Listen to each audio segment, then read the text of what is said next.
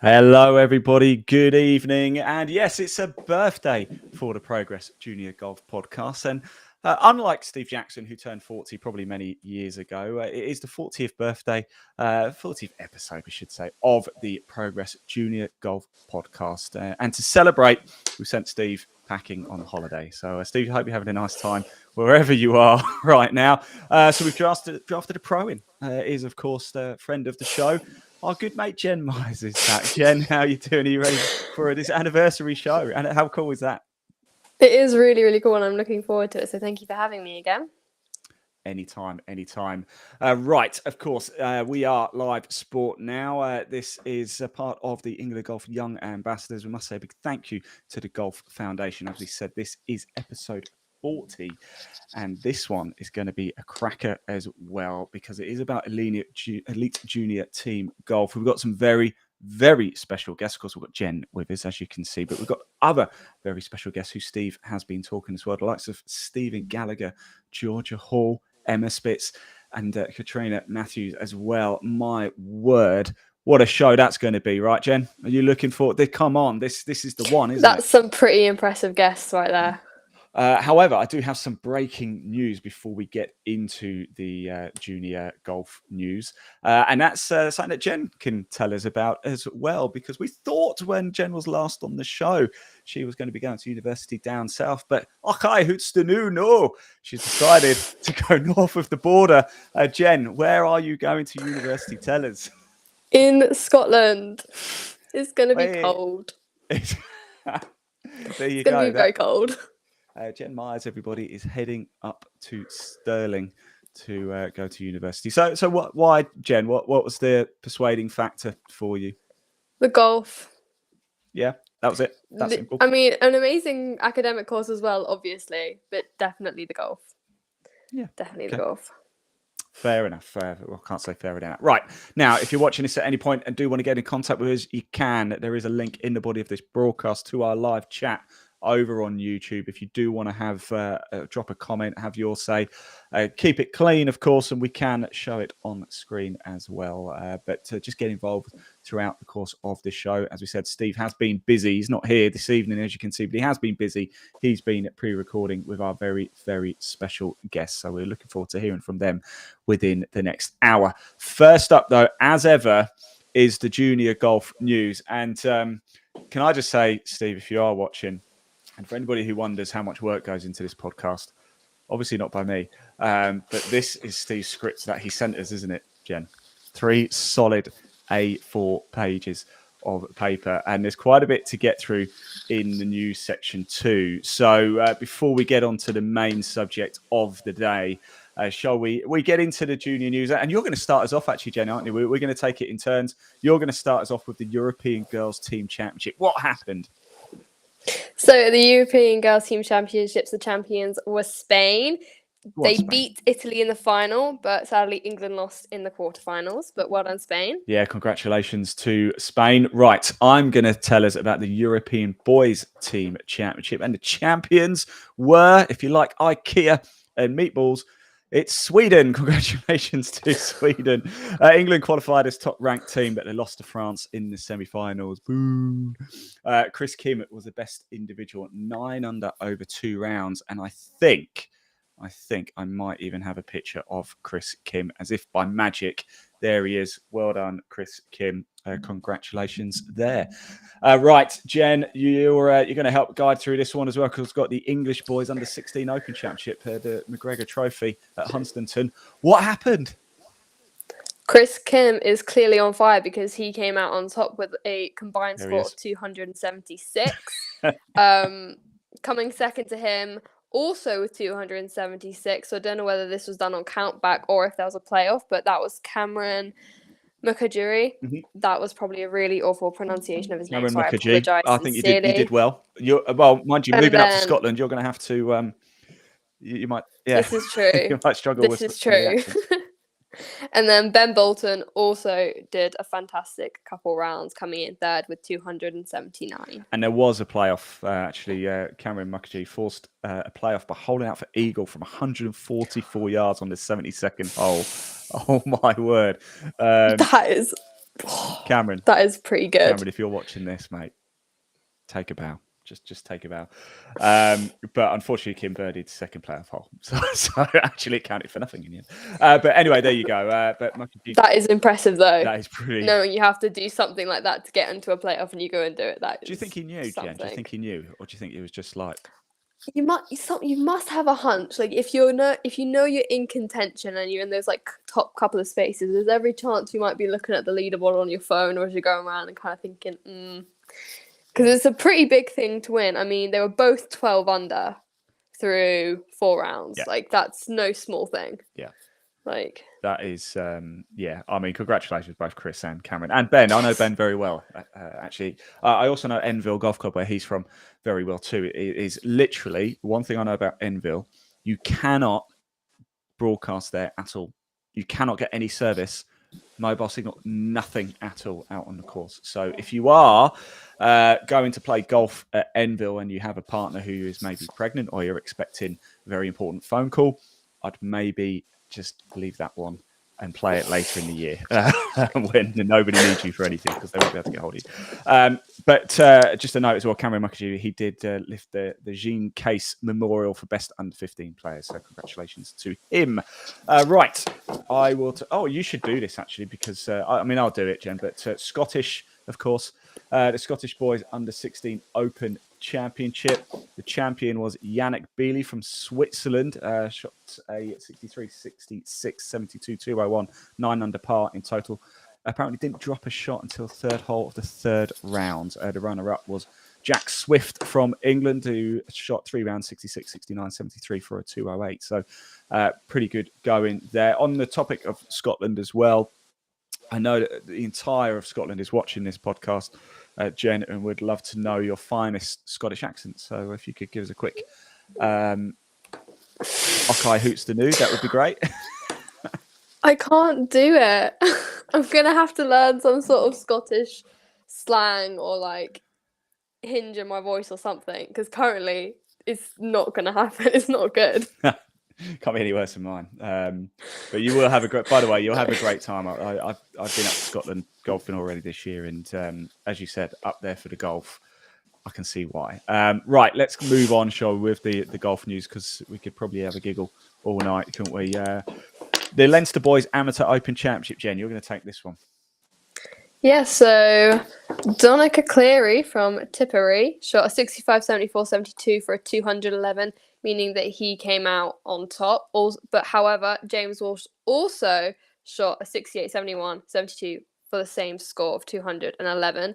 But clearly birdied the last 2 holes to force a 3-hole playoff. Again, that is impressive, which finished level. Both birdied the first sudden death hole, but clearly birdied the second extra hole, putting him on top. So to come from behind and then to beat your position in a playoff is some form of determination. You've got to hand it to him. Clearly, I mean, we don't know when they went out and played that final round, of course, but let's assume that James Walsh went out earlier and was finished. Imagine knowing you've got a birdie. You're 2 shots behind. You're on the 17th tee and you're 2 shots off the lead. You could probably just think, I'll take runner-up or third or something. It'll be still a good tournament. And then to force a playoff and go and win it, that is, I'll tell you, yeah. It just shows if you have the determination, you can do it.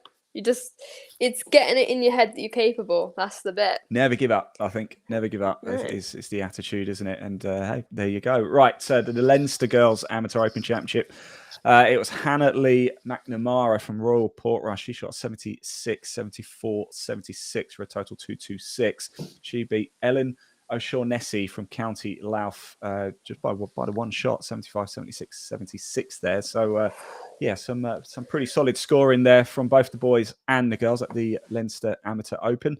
All right, let's move on to the Ulster Boys Amateur Open Championship. Jen, what happened there?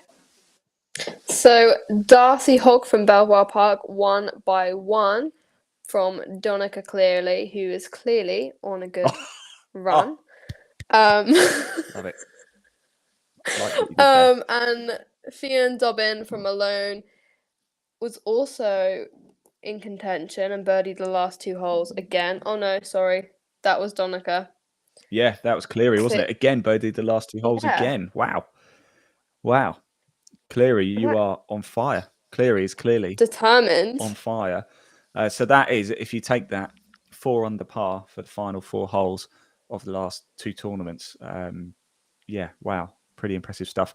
Didn't win this time though, unfortunately, lost out by 1. But remember that now. I mean, how Donica? Is that right? Are we saying that right, Donica? I don't know. Anybody watching? Probably not. Please correct us. We can only apologise if we are. But he's birdied the last 2 holes in 2 competitions. Yeah, that is. Talk about finishing strong. That is nerves of steel. Isn't it? Oh my god! Wow. Okay. Absolute nerves of steel there. Wow. Okay, right. Let's move on to the Ulster Girls Amateur Open Championship, shall we? And it was Katie Poots from Knock, won by 5 from Ellen O'Shaughnessy again. She from County Louth, so a couple of runner-up spots for Ellen, but it doesn't really matter, does it? Golf is a game of consistency, isn't it? And if you finish top 5 every tournament, you're going to make it, aren't you? So 2 runner-up spots. You'll get your break. You get your break. You'll get your break. I'm pretty certain Ellen's won her fair share of tournaments. I know the name very well, and certainly a name to remember. But so congratulations to Katie Poots winning by 5 for the Ulster Girls Amateur Open Championship. Right, let's come back into England, shall we? Let's head to Woburn, a track we know well, the English Under-25 Amateur Championship. Jen, what happened? Well, this is actually a tournament I followed because I had a couple of my friends playing in it, and it looked really good. Like, they've told me the course was in great condition, so I'm quite jealous. But teenager Mark Stockdale on home course won by 3 shots with a score of 68, 69, and 71. Talking about playing with pressure, I'm sure all of the members he knew walking around would have been, cheering him on, but I always find that with more pressure. And then Abby Tesdale from Australia won the women's title, and only just 20 years old. So 2 young people in the mix there, which is nice to see. Yeah, Abby Teasdale, by the way, I know Abby because she won the English Under-18 Championship last year at Yorkshire somewhere. I was there. She won it up in Yorkshire. Don't tell me, remind me where, but she won it up in Yorkshire. Now she's gone on to win the English Under-25 Amateur Championship. So remember the name Abby Teasdale, and I remember broadcasting it because all the family are watching in Australia. So congratulations, Abby, and of course your family. Good day, mate. Down under. Tonight's a show of accents, not very good ones. Right, let's crack on, shall we? Because I'm absolutely mauling this. The South West England Boys County Qualifier at the Players Club. Wiltshire won by 6 shots from Somerset. They joined Surrey, Yorkshire and Worcestershire in the national finals. Congratulations, you guys. There we go. Right, the Wilmslow Crow. What happened, Jen? George Cannon from Glenbervie won on countback from Daniel Hayes Bramwell and Luke Quint and Ulverston. 14 birdies in 2 rounds of 69 and 68. Countback is brutal. Oh my gosh! If you think you've shot those scores and you miss out on countback, you got to be kicking yourself. Yeah, it's happened to me a couple of times, and you're thinking, all those putts. It's the worst. It is the worst feeling. But congratulations to George. I'm sure you played really, really well. You can't think like that though when you're playing, can you? You just got to play each shot as it comes and hope. I mean, countback is like last case scenario, isn't it? Really, it really is. And you can't play a tournament assuming that this could be count. I mean, you try and do every shot the best that you possibly can. But yeah, I think that's a bit of a sucker punch, isn't it? But I congratulations, Daniel. Anyway, because I still think that's incredible achievement. Right, Stockport Salver. It was the following day. Daniel Hayes won by 1 from Cole Self with scores of 66, bogey free, and 68. George Cannon was third, 11 birdies and an eagle in total. There we go. Right. So Daniel got his revenge. He got his revenge, but have a look at this. So the Cheshire Cat, right? This is a combination of the Wilmslow Crow and the Stockport Salver, and it went to Daniel Hayes. So congratulations, Daniel. Legendary stuff. There we go. Right, that ends the news. Oh, Joe, a little bit sad. What did you make of that? You enjoyed that little news section there? It was good, wasn't it? I loved it. I love hearing about how people get on in tournaments, especially when I mean, who was it that had 2 birdies on the last 2 holes twice? Like, that is just so impressive. Clear, yeah. Wow. It shows nerves of steel, doesn't it? And nerves of steel is something you want actually for tonight's topic, because we're talking elite junior team golf here. Now, we've got a number of guests. Stephen Gallagher's one. We're going to hear from him very shortly. But before we do hear from him, what's your experience of this, Jen? What sort of the highest level team competition you've played? And sort of, did you feel pressure? What was there pressure, or was it just go out and enjoy it and just see what happens? You kind of get a mixture of both. So the highest I've done is, as a junior, is obviously my county. I've done 3 junior county match weeks, which are the most fun. Couldn't recommend anything more. You do feel a sense of pressure in anything that you care about. You're going to be nervous. You're going to want to win. That's the whole point. That's why you're there. But I've got to say, the people surrounding me were really, really lovely. They couldn't have been more supportive. It really just depends how much pressure you put on yourself. Yeah. I found the higher up in the pecking order you were, so if you're going out first, you felt the most pressure because you were expected to win. So it kind of depends where you are. I think I got to go out third once, and I was completely shaking in my boots. I was like, oh my God, here we go. But at the end of the day, it's a game. If you've got the guts, you'll win. But you've got to go in thinking it's that sport, you can. though, isn't it, Jen? It's sport. You know, you're going to go out and you intend to win, but you know it doesn't always happen. But a team event, I always think, is a bit tougher at times, because if it's individual and you don't win, you've only got yourself to blame. Do you know what I mean? Like, but if it's a team thing and you lose, and it's like, oh, if I'd won my match, that extra point would have been the difference. And you know, I play team sports. I play football quite a bit, and the last thing you want to do is be the one responsible for giving away a penalty or just, you know, fluffing up the ball or something and somebody running through. So I get it, but I think I think there's high pressure scenarios, and talking of high pressure scenarios, Stephen Gallagher, our first guest on, Steve caught up with him last week. He's a captain of the Junior Ryder Cup team this year, so let's find out a little bit more about it. And Steve caught up with him actually at the British Masters. Did you watch any of the British Masters, by the way? I don't think I did, actually. No. That's one that I typically go and watch in person. Did you watch any of Live at Centurion? I think I saw bits of it, like highlights. There you go. So Jen Myers there doesn't watch British Masters, but watches Live Golf. That's brutal. I'm a fan of both.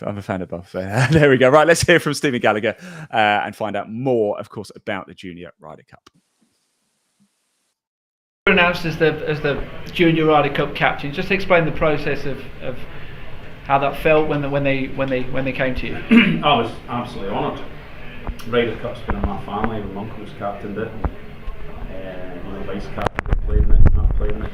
Been fortunate enough to play in it. So to be the captain for the juniors, there's 2 things I'm passionate about: the Ryder Cup and junior golf. So yeah, it's magic. The process finishes in the 20th of August. They've had a 9-tournament sort of qualification process where 3 girls and 3 boys qualify automatically, and then I get 6 picks, and we play on the Tuesday and the Wednesday at Golf Nazionale, which is the Italian national course, and then they play the singles on the Marco Simone course, the same course as the Ryder Cup as the day before. which is an unbelievable. It's going to be some experience for the kids to do that. 20,000 people there, both teams final practice rounds, same setup as they're going to play the Ryder Cup the next day. So the kids will learn a lot about themselves, and it'll be memories, I'm sure, that they'll take away forever. You played in the Walker Cup, is that correct? Played in the Walker Cup, yeah. So that's similar in the sense of you probably, particularly now, a lot younger players playing the Walker Cup now. What kind of things did you get from that, and you hope that the kids who play in the Ryder Cup, the Junior Ryder Cup, will get from your end? I think it's you're playing for a continent. You're not just playing for yourself. So it's 12 individuals coming together to play as a team for a week. And you're playing for a continent. Not your country. You're playing for a continent, which is totally different. GB9 as well. You're playing for Great Britain and Ireland. So. And you're playing with guys that you're normally playing against and trying to beat. And for that week, you're best mates and you're trying to gel together to ultimately beat the Americans. That's the end goal, is to try and win it. We've not won it for 6 years, I don't think, six events. So it's something that I'll be trying as hard as I can to bring the trophy back. You mentioned it, obviously golf is an individual sport. How difficult is it to flip from individual to team? It depends on the individual. It's as I said, you've got to just do what you've done that got you there, and then it's all about just gelling for the week. We're all there for the one thing.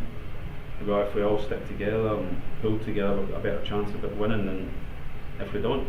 So that's what I'll be sort of hammering home to them, that you're representing a continent here. You just play the golf that got you in it. And that's all you need to do. You mentioned you've got 6 players who will automatically be selected, and you're going to pick 6. How do you even go through that process? How do you? As a player who's obviously playing on the tour at the moment, how do you see them? Well, I went to the French Amateur. The boys, I watched the boys and the girls. I've been to Scotland, I watched the Scottish boys. I'm going over to Sweden for the team championship, and my vice captain Scott Knowles, who works for the RNA and stuff like that, has been at the German Open boys and girls. He's been at the European teams. He's been at the boys.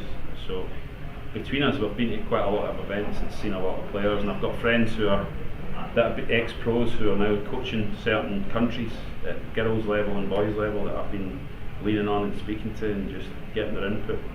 Because obviously it'll be important to try and tie the 3 that have qualified to the 3 that are getting picked.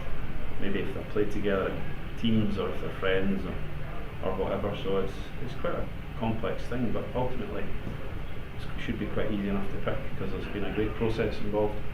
And what are you looking for in those players? Are you looking for just a bit of character, it could be somebody that has won a couple of events out with the qualification, that might be a little bit down, but they've won their men's open, maybe won their men's amateur, maybe won their girls amateur, maybe won a tournament out with that wasn't a qualification for me, maybe been brilliant in match play. So there's a lot of things that we'll be going through and just trying to get it right, and I'm sure we will. How long do you think that selection, is it literally just you who's going to be picking it, or are you going to be seeking I'll be speaking to Scott and me and Scott, and I'll be speaking to a few of my friends who look after certain teams, friendly with Alvaro Salto, who looks after the Spanish girls, and Alberto Benagis looks after Italy, and my friend Neil Manship in Ireland, and I've got a few guys that are friends of mine that look after the French, look after a lot of the French. So between the home counties is easy enough because I've been keeping my eye on all of that. So it should be easy enough to do. It's going to be tough, obviously, because you hope you make the right choice, but I'm sure whoever we pick is going to represent Europe brilliantly anyway. And just that experience, you've been in that experience of playing in the Ryder Cup and playing in the Walker Cup. What do you think they're going to take out of that? Just the intensity of the week. It's a tough week, there's 2 practice rounds, there's 5 days in a row of golf, with a lot of consequences. But the key is to just enjoy the week, soak it up, and soak it up, look at the stands, and hopefully it'll give them the impetus to try and play in the Solheim Cup or Ryder Cup or the Curtis Cup or the Walker Cup and progress their careers, because it's a great thing to qualify for it, because it's a tough over the whole of Europe, spanning months from February to August. So it's a tough thing to do, and I take my hat off to the kids for qualifying and for playing, but just ultimately it's just to enjoy the week, just soak it in. And yourself, how are you going to treat the week? Just the same, just to enjoy it, put the best team I put out there. And that's are you a good watcher? I was just thinking, are you a good watcher? No, I've just put the best team out there, and hopefully they play the better golf and win. Simple as that. If they don't, there's nothing much more you can do, as long as you give it your best shot.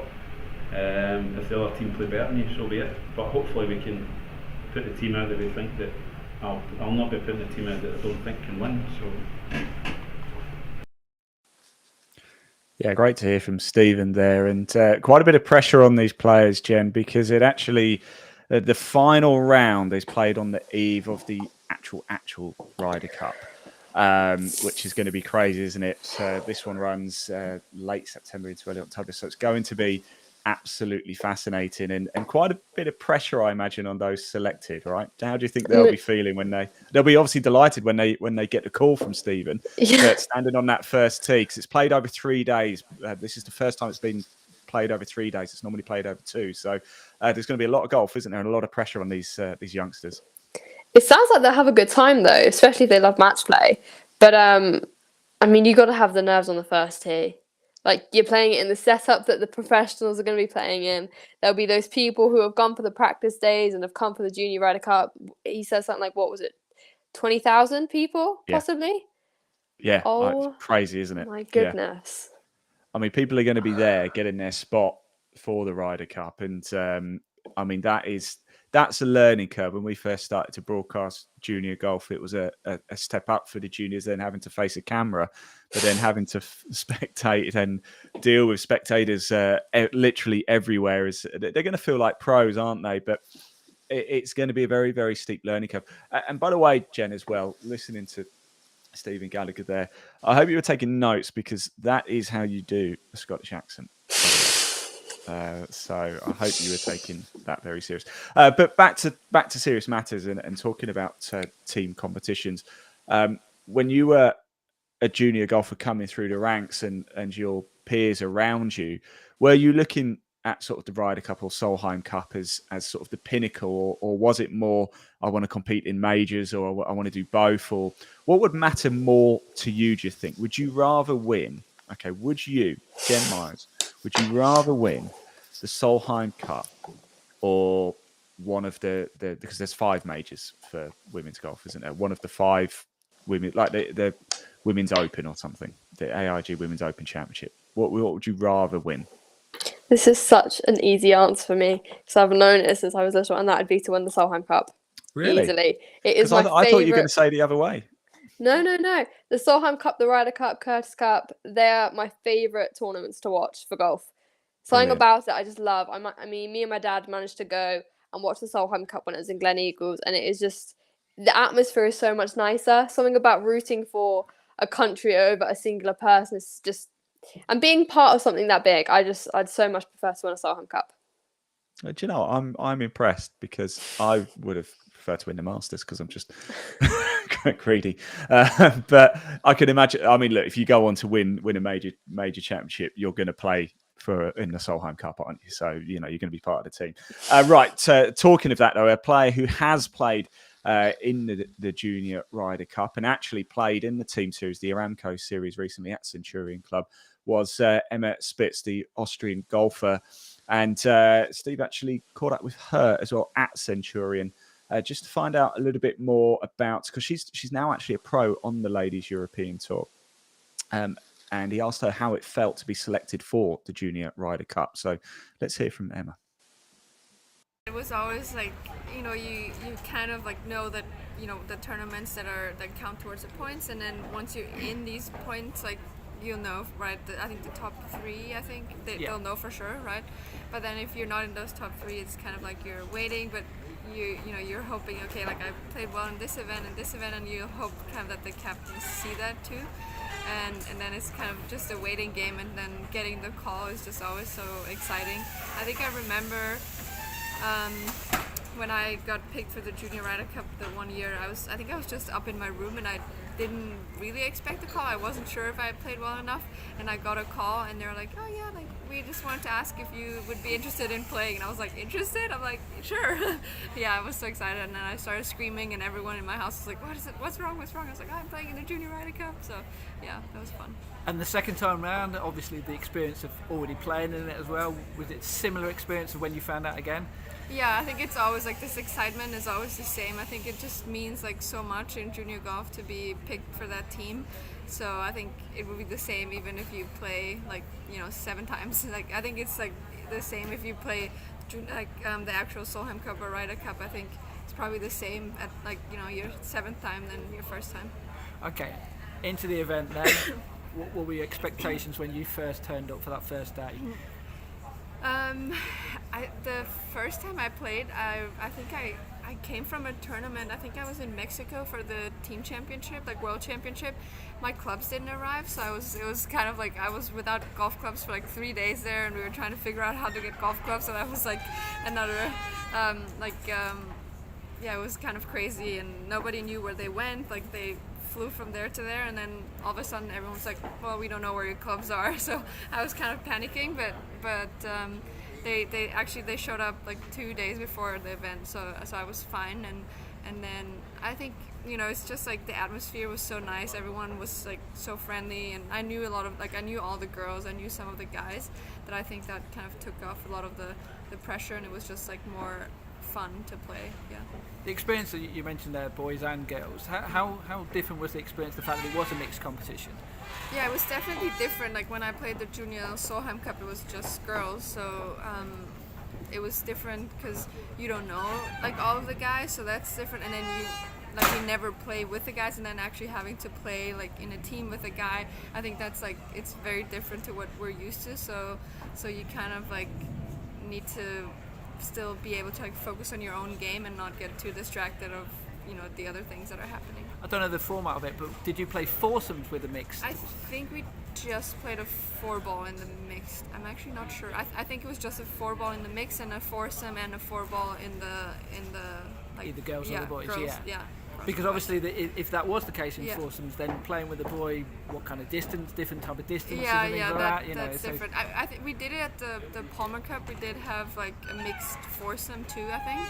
And that's definitely different. You end up in such different positions that you would normally do. And but I think it's really fun. I think you can learn a lot from them, and they can hopefully learn something from us too.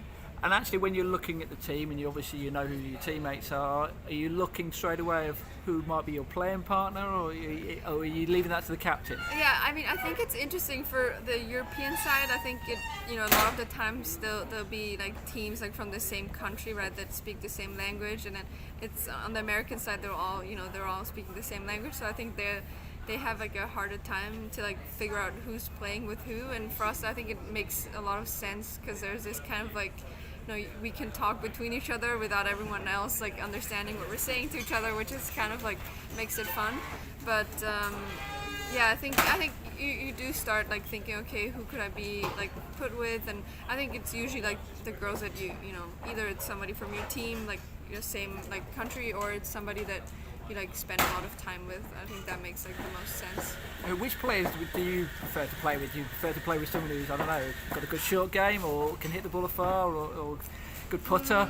I think I like good short game. I think that's like, I think especially in match play, I think if you have somebody like making putts, I think that makes like that puts a lot of pressure on the other people. I think hitting it long maybe a little, but there's just so much more to just hitting it long. I think if you can make the putts in a match play situation, I think that really annoys the opponent more. Yeah, there we go. That was Emma Spitz. I've got to say, the hospitality looked a bit quiet there, didn't it? The Aramco. Still looking for my secret. Is it? No, still no invitation for me. Thanks for that, Steve. But she does talk about it being a mixed tournament. Do you quite like playing mixed tournaments, Jen? Yeah, I think there's more of an atmosphere and it's much more competitive, especially the rivalries between girls and boys. The girls are always trying to beat the boys and the boys are always trying to beat the girls. So I think it's a lot. It's nice. Yeah, No, I think so. I've had the pleasure of broadcasting most of the tournaments I do now are mixed gender tournaments, and they have a good feel to them. There's a healthy competition involved as well there. One thing she was talking about was the different when she's playing match play, for example, and going into it thinking, oh, who can I beat? Trying to outpsych the opponent a little bit. What's your favourite type of tournament style? Are you a stroke play? Are you match play? Are you, when it comes to team events, do you like a 4-ball better ball, that type scenario? Or you tell us, Jen, because I'm match play for me. Match play, just player versus player, winner goes through, and that's just. That to me is sport. I like stroke play, don't get me wrong. That's traditional. It's the way it is. It's the long game. But you're playing by yourself, aren't you, with stroke play? Match play is there's mind games going on. I prefer match play. I love match play because almost if you have a bad hole, it does not matter one bit. You go one down, you go all square, it doesn't matter. You can easily get it back. I think I prefer 4-ball, better ball, foursomes match play though, because you have a player with you who you can kind of like fist bump and kind of get almost like some more competitiveness in you and that drive to do better because they're there with you. I just think it's so much more fun. I love stroke play, don't get me wrong, but something about match play is just, I don't know, maybe it's because I'm really competitive and like to focus on one person at a time, but... That's it. It's that killer instinct, Jen, that you've got. That's what it is. And of course, you were due to be with us at the Sunningdale Foursomes, weren't you? Which is a 4-ball competition, of course. Would have been wonderful but of course it got rained off. But we did cover it last year, and it was great to see, obviously, that team spirit and that team ethic. We've touched, of course, on the Ryder Cup and the Junior Ryder Cup, but we've also got the Solheim Cup and the Junior Solheim Cup this year as well, and somebody who's played both is Georgia Hall. Have you ever met Georgia Hall, by the way, Jen? I've got a photo with her, if that counts. If you've got a photo with her, then you've definitely met her, unless she doesn't know anything about this. And if you're watching, Georgia, you've got a stalker. I'm joking, of course. But yes. Right, 3 times Georgia's played in the Solheim Cup and once in the Junior Solheim Cup back in 2013. Steve also had the chance to sit down with her at the Aramco Series at Centurion Park and asked her how it felt to play in the Junior Solheim Cup. So let's hear from Georgia Hall now. Obviously over the moon. As an amateur, it's great to have experiences like that and to be under high pressure situations. I think it sets you up really nicely for your professional career, as a lot of times you are under pressure and stress and a lot of people watching. So to have a lot of crowds at Junior Solheim and to play around the same venue as well as the actual Solheim Cup was very special. And when you got the call to say we'd like you in the team, how did that feel? Incredible. It just shows that hard work does pay off, and I feel very grateful to be part of the team. And I remember Janice Moody was our captain, and we become great friends, and she's also a great player. So it's very special to be part of the team. And when you were picked in the team, did you think about who are my teammates, who I might be playing with? Was that something which came into your head at that age? Yeah, for sure, straight away. There was some English in it, and I really enjoyed kind of getting to know the other European tour players, and it was a lot of fun. I remember playing with Bronte as my partner, and it definitely is high pressure situations, and it's a very busy week, so I was happy to get some sleep after that week. And also, obviously at that age as well, you would have played county golf, so you would have played team events as them. Yeah. But obviously that was a different scale because you're representing the continent as well. How did that feel? Yeah, I think a bit more pressure for sure. Representing a country or continent is one of the greatest things you can do in your career, and I think it did give me a lot of experiences for when I played in the actual Solheim, and to win a point as well. It just makes you feel very special, and to be in a team environment because there's so much individuality in golf. It's just nice to spend that week not just playing for yourself. Yeah, and you mentioned Bronte there as well, and if you look back over the years of all the players who played in that competition, a lot of them have gone on to become top professional players as well. Yeah. So a great learning curve for you as a player at that age. Oh yeah, definitely. And I think the more we can have events like that for amateurs, the better. And I think that Europe is producing really, really strong players at the moment, and great great team we're going to have for the actual Solheim. Yeah. I was going to say, mention about the Solheim. Obviously, that was 10 years ago when you played in that event as a junior. You've obviously gone on to play at the Solheim Cup. Do you look back on that experience and think, actually, some of the things I learnt on that day and have helped in my professional career? Yeah, I think just like high pressure situations and playing in front of big crowds, you don't get to do that loads as amateur. So once you get to play in junior Solheim or massive amateur events, having people watch you is definitely nerve-wracking, and the more you get into doing that, I think the better it becomes as years go on. And also, you would hope to be an ambassador and also represent junior golf and try and get the next generation to play in those types of events as well. How much important is that to you to promote junior golf? Yeah, I mean, it's extremely important for the future of the game and future of the game in the UK, and I think that we have a lot more players and girls and boys playing than we did when I was a junior, and I think it's really great to see. But the more events we can have like this, the Aramco, and when I play in the British Opens, wherever they are, it's great to see so many girls and boys come out to watch, and I like to especially take my time to kind of meet them and chat to them and try and make their experience as memorable as possible. So that was Georgia Hall there, and I've been thinking about it whilst we were listening to her there, and she was talking about sort of team tournaments and events. And if you look at, I know Steve won't thank me for this, but I am a bit of a fan of Live Golf, I've got to be honest. And it's a team format, essentially. It's an individual format, but with the team element around it. But I'm actually less interested in the team format and more just in it being a shotgun start and 3-day event. But do you think, because of what we're seeing with the Ryder Cup and the Solheim Cup just getting bigger and bigger and bigger, and the Walker Cup, that's coming up this year, we'll touch on that shortly as well, these team events actually are getting more and more attention now than a lot of PGA Tour events, shall we say? And do you think Live Golf are maybe trying to push the team element even further now? And we're just going to see maybe that coming more into PGA Tour and DP World Tour events. Do you think it's going to become more and more the norm, and there's going to be more of a team element split across world golf? I don't know. It depends how traditional they want to keep it.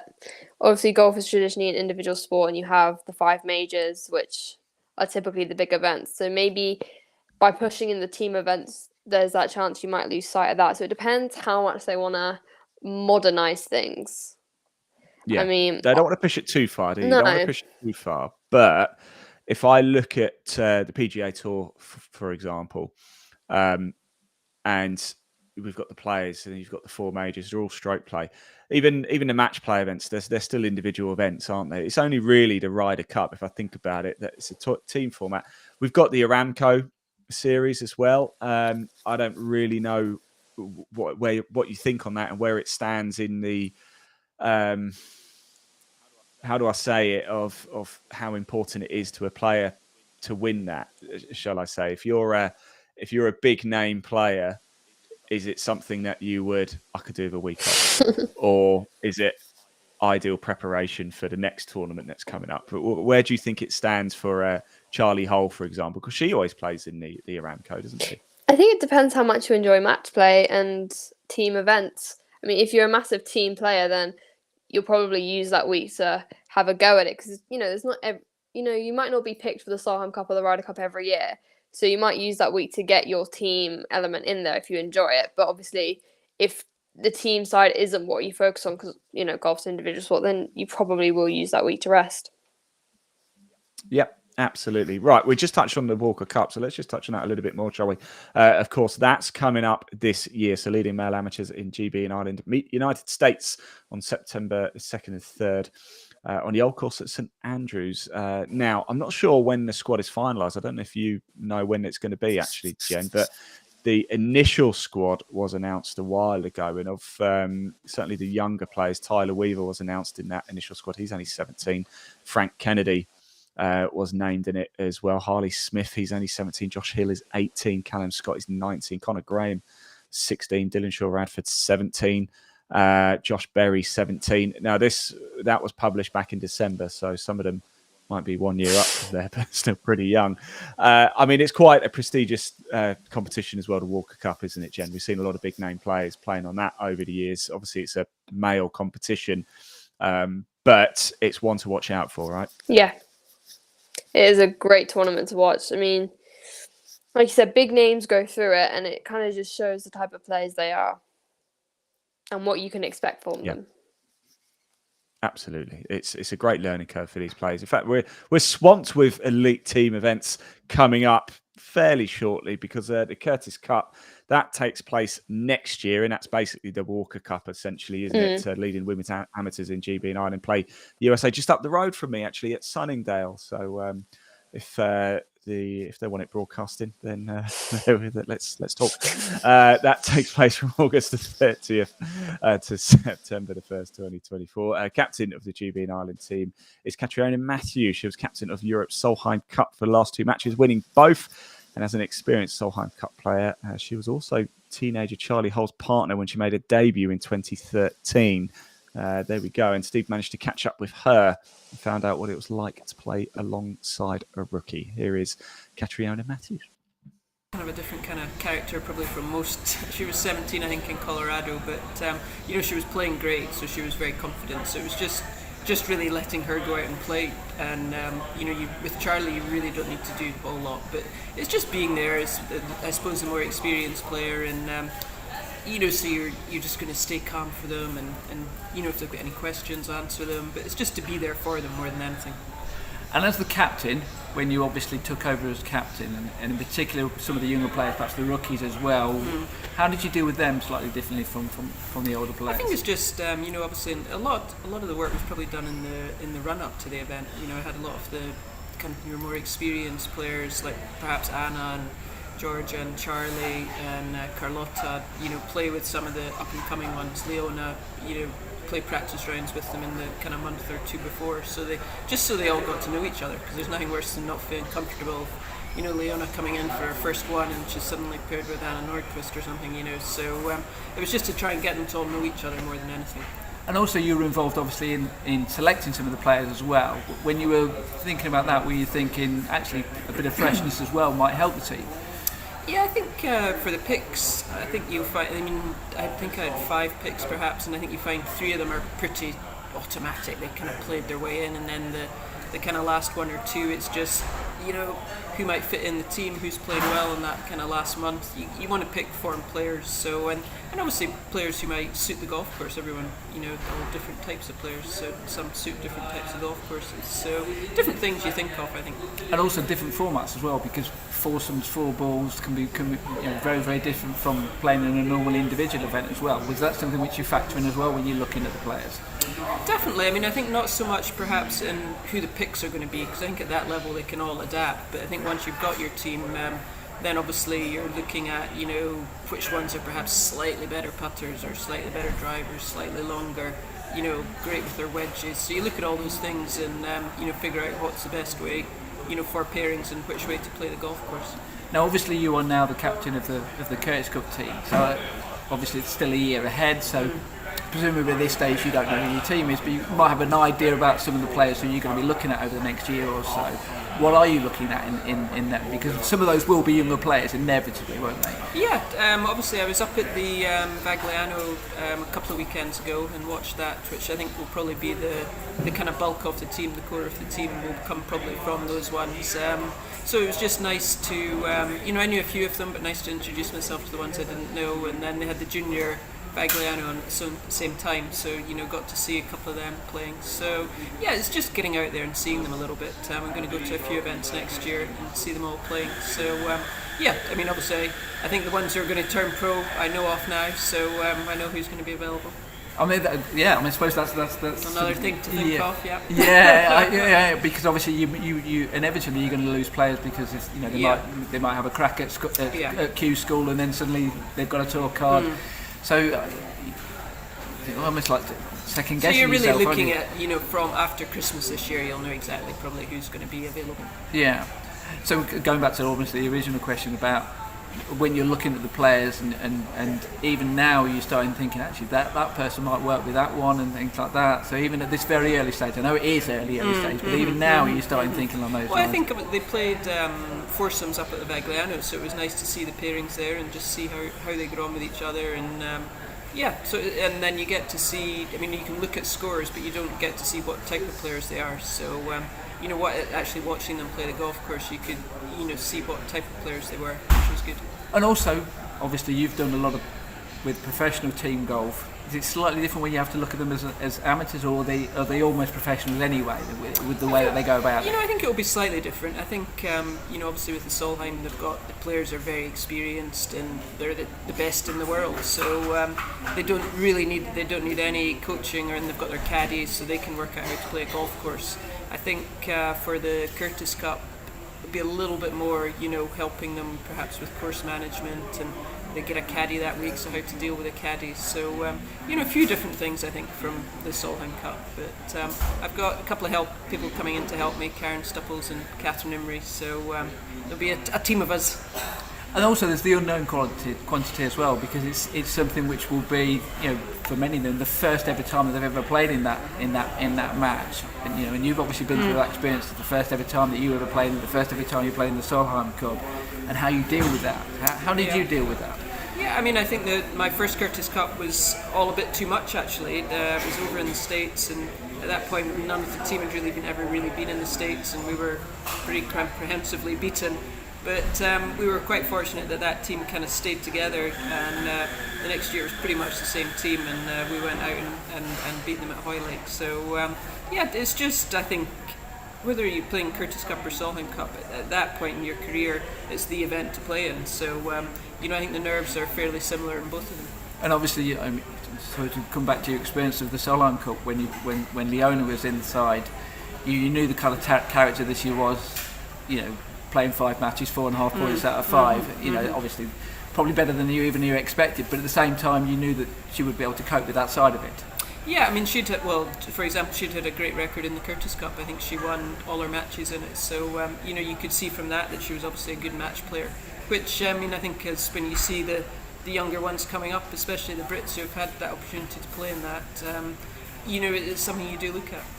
Now, I mentioned obviously Stephen Gallacher. We've had a chat with him about how he's going to go through the process of picking his team, which will be in a couple of months' time. Obviously, you know Stephen very well. Have you spoke to him about? No, I haven't. No. Okay. No. But obviously, another Scot doing the role. How important is that for the country? The fact that I think that's great, and I think he'll really enjoy that. Obviously, he's got his foundation, so he does a lot of work with the juniors. So really pleased for him. And also the fact that it's boys and girls playing in that competition as well, which did you a little bit different. Yeah, did you ever have that opportunity to play in that one? No, none of these events were around back in the day. Yeah, would you have liked to have? That would have been great fun. Yeah. Yeah, because obviously slightly different as well with playing. There's much more interaction now between the boys and the girls, which I think is great. Yeah, there we go. She says there's a lot more interaction now. I guess social media and things like that certainly help. They weren't around in her day, those types of tournaments, but it's a good job that they are now. Right, Jen, that brings almost to the end of our podcast. Before we go, though, just a quick reminder that we've got a lot of golf coming up at Live Sport Now on YouTube. We've got the Trilby Tour Grand Final. That's taking place in September up in Scotland, not too far, but probably about 50, 60 miles away from you, actually, Jen. Who knows? We might be able to get you over to Irvine for that. And up at Dundonald Links, you can watch the Grand Final of the Trilby Tour. We've got ITS Tour coming up for you in August and September. We've got the Mizuno Next Gen Series. A couple of special sort of amateur events as well. We've got the Blackwell Grange annual events run by Aaron Cox. That's going to be a cracker. We're going to be there up at Blackwell Grange in Darlington in just over a week's time, actually, a week on Friday for that one. And then we've got the Social Golfer Pro-Am at the Shire. All of these you can watch live at Live Sport Now on our YouTube channel. Right, Jen, before we let you go, okay, just a couple of quick fire questions for you. Obviously golf related, of course. Okay. Right, here we go. Favourite course you've ever played? Go. The Montgomery at Celtic Manor. Good shout. Okay, lowest score you've ever shot? 2 over gross. Okay, cool. Favourite professional player? Suzanne Patterson and Miguel Angel Jimenez. Oh, what a pairing. Favourite, course you want to play but haven't played yet. Dream course, basically.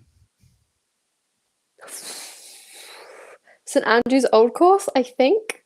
It's the first one that came to mind. Well, you won't be a million miles away from there. And favourite host of the Progress Junior Golf podcast, Steve Jackson or Ian Waterhouse? Steve. Yeah. Jen Miles, yeah. Unfortunately, you'll never be coming back on the show again. I'm only joking. Jen, thank you so much for joining us. Really, really do appreciate it. Don't forget, we are usually every 2 weeks for the Progress Junior Golf podcast. Coming up, we're going to be talking junior golf tours. We're going to be talking about turning professional and the time when you decide to do that. Social media, mental health in junior golf. If anybody watching has got a topic or anything that they would like us to discuss, please do drop it in the comment section. We'd love to hear from you. And if you do want to find out more about Progress Junior Golf at any point, there is a link in the body of this broadcast. It will take you straight through to Steve's website. So any information you want to find out about junior golf, that is the place to do it. Up and coming tournaments, where they're played. If you've been at a tournament and Steve's been there as well, taking pictures, you can source all the imagery from there as well. Right, Jen, you still haven't given us your best Scottish accent. Are you going to give us one last go before you go? I don't want to embarrass myself. Thank you. No, well, thank you so much for stepping in. I really appreciate it. Steve's obviously away this week, so he has been missed, of course. I know we have a bit of a joke, and I know Jen was only joking when she said Steve was her favourite co-host, so it's not true, is it? Right, we will be heading off, and we'll be back in 2 weeks' time for episode 41 of the Progress Junior Golf podcast. Thanks for watching, everybody. Take care, and thank you once again, Jen. No worries. Bye-bye.